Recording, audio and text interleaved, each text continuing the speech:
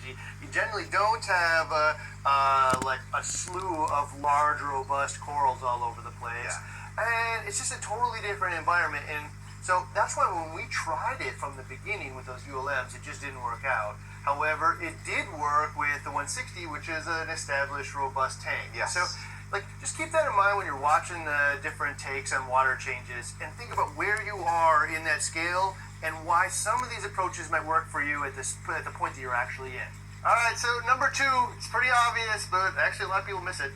Yeah, this is the ratio of water changes, and the mistake here is thinking that, or is missing that a 10% water change leaves 90% of your problems still in the tank. So if there is a problem that you're trying to solve, larger water changes means larger reduction in the problem.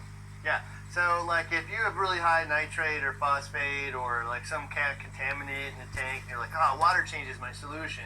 And I go do a 20% water change, 80% of the problem is still there. Like it didn't really do, it's not really a solution. Yeah. Sometimes if you do like a 50% water change, you can see the levels drop to 50%. Maybe no longer it's a problem or an irritant to the corals any longer.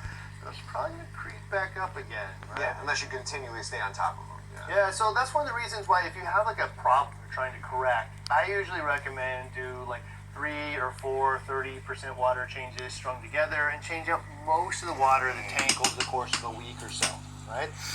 Also though, like that's something to keep in mind when I'm doing my 10% water changes every single week. I'm really just kind of trying, it's probably going to elevate over time. You know, anything that's in the tank that about any of the inputs, and if you watch our like pollutants video, you'll know all the inputs.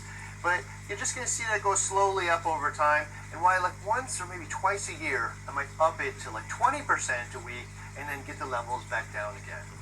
All right, so